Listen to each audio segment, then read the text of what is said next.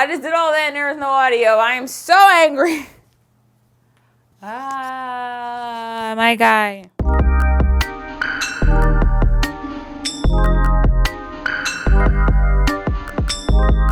What's up, YouTube? How you feeling? How you living? What's good? It's your girl Francine. Today is Monday. It's Music Monday, and I don't have like a saying to go with Music Monday.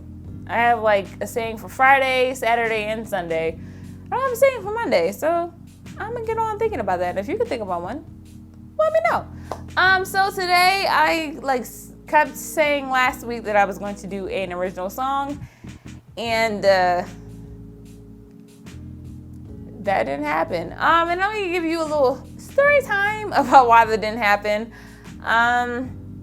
So I had a song, I still have a song written that I wrote before I even had a beat to go with the song. And so I was like, let me try to find a song online to go with this song that I wanted to write. And well, not wanted to write, I already written. And all the songs either sucked or had someone screaming their name in the background. If you know, when it comes to beats. And I was like, I don't want that. So then I tried to make my own song, my own beat, and your girl ain't Timbaland. She is definitely not Timbaland. I tried, but it was not good. So I tried my best to try to rectify that in the last coming days. And then yesterday I decided, you know what, let's just do what I'm doing now. So I'm going back to what I did last month, which is doing something talking about musicians who have been very prominent in the area that is prominent to this month. So last month was Mental Health Awareness Month, so I talked about, artists who are very big in talking about their mental health journeys. And this month, I'm talking about people who were really big in being a part of the LGBT community, whether they were activists for it or, they were kind of apprehensive about being who they were. And I want to talk about that and kind of spread some light on that. Because it's Pride Month, and contrary to popular belief, you can be an ally and still talk about Pride Month. I've had like 3 or 4 people ask me if I was gay this month, and I was like, why can't I just be an ally? I mean, I'm not saying I'm not, or if I am, but I can just be an ally, So with that being said, let's get into this list of 5 people who were musicians, who were really prominent in being part of the LGBTQ community, who kind of made it advance in their own way. So let's get into it. Okay, so number 1, the first person I want to talk about is somebody I never heard of before, and that's Ma Rainey. She is a big blues singer from the 1920s, and she was bisexual. And this really made me really happy on the inside parts. I don't know why, because thinking of a singer who was a black woman, bisexual in the 1920s, writing about her experiences and about her life and what she wanted, it's so fulfilling to know that somebody was fighting this good fight in music in the 1920s. And she apparently got a lot of her influence by Bessie Smith, who was also a bisexual creator back in the day, who I do know who Bessie Smith is, but she was one of the first people who actually wrote songs about same-sex attraction, about androgyny, and I just think that's so cool because, in researching her, I listened to some of her music, and it's really good. I like blues music anyway, so it's really good. So if you had never heard of Ma Rainey, look her up. She's really good. The second person I want to talk about is kind of the springboard into doing this video, and that is Little Richard. So Little Richard passed away about a month ago. I remember talking about it on my Sunday Funny Ratchet News about his death. And he was one of the biggest founders of, rock and roll. He was one of the biggest people to kind of make it really popular. And from what I read, he had 18 hit songs in 3 years. And I did not know that his song Tutti Frutti apparently had an alternative lyrics, which said, Tutti Frutti, good booty. If it don't fit, you can grease it, make it fit. Or something along those lines. I'm gonna leave it up to you to guess what that was about. But apparently Little Richard has said that he was feminine his whole life. He used to wear his mother's makeup and wear his mother's clothes, and then he got kicked out when he was 15 because his dad was a deacon and they were very religious. They grew up in Macon, Georgia, and I've been to Macon, Georgia, and I can definitely believe that. And it's really sad to hear his story because there's some parts in his life where he was very openly either gay or bisexual. At some points he said he was omnisexual because he was attracted to men and he was attracted to women. And then in 2017, which was not too far from his death now in 2020, he did a interview with the Christian website in which he said, women are women and men are men, and we don't have to deflect from what God wanted us to be. And even when he was younger, he did go away from doing music and decided to go into the church, and he did major in theology, which is nothing wrong with that. But he consistently talked about his homosexuality as being a demon or like the devil in him. And I feel so bad for him because it's just so sad because he had this part of himself that he consistently fought with, it seems like his whole life. And he never really accepted himself because in 2017, which was 3 years ago before he died, he was saying, this is impure. And I grew up in the church. I have my uncle's a pastor, my dad's a preacher. Like, I am very much aware of the religion that comes with homosexuality and being attracted to the same sex. And so I've heard it all before. And so I understand where this comes from, but I just really wish that he had a time in his life where he was accepting of who he was, and it really seems like he never was. And I feel so sorry for him. Another person who I want to talk about is Elton John. If you didn't see Rocket Man, which was kind of a biopic for him, I actually really liked the movie. It was really fun, and I think it was a really good movie, which, in contrary to another biopic that I'm going to talk about later in this video, I think it was very well done and very much portrayed who he was because he had a lot to do with it, and his husband was the producer of this movie. So I think they had a lot to do with it as well. But Elton John at one point used to say he was bisexual. Like, he was not completely out as gay. He said that at one point he didn't know he was gay until he was in his mid-20s. And, he was very about sex and sexuality. So he didn't really care about it. But when he found out he was gay, he hit the ground running. And that led to a very huge drug addiction for him, which I really hope did not have to do with his conflicting feelings about his sexuality. But he eventually decided to settle down with his husband.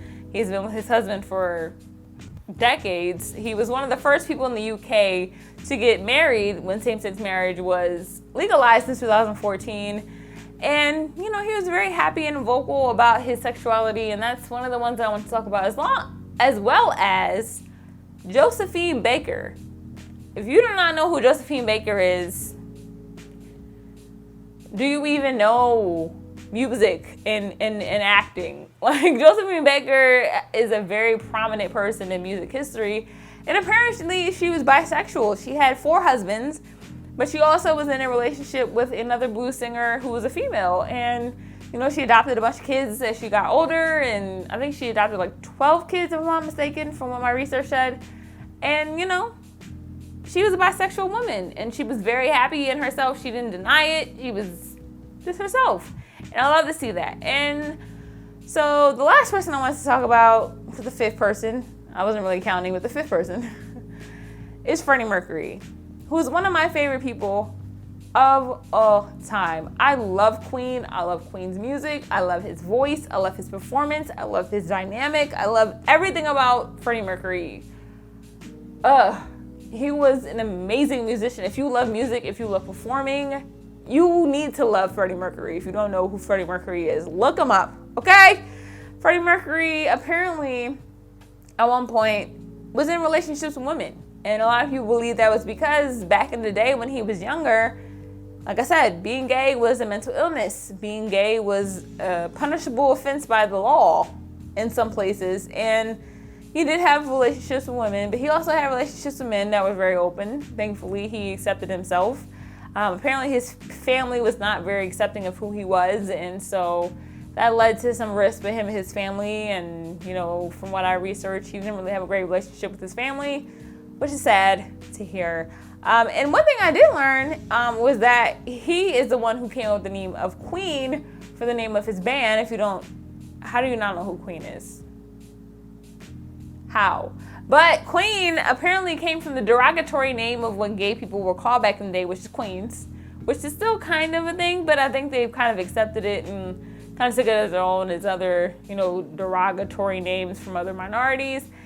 And at that time, being called a queen was a bad thing. And so he decided to name his band Queen in order to kind of take that and keep it of his own. If you've never seen the video for I Want to Break Free, if you've never seen him perform in live performance, he was very much into dressing up as a woman. And, you know, and I Want to Break Free, they had wigs and they had prosthetic boobs and they were like, you know, being themselves. And he was accepting himself as who he was, and that's really beautiful to see.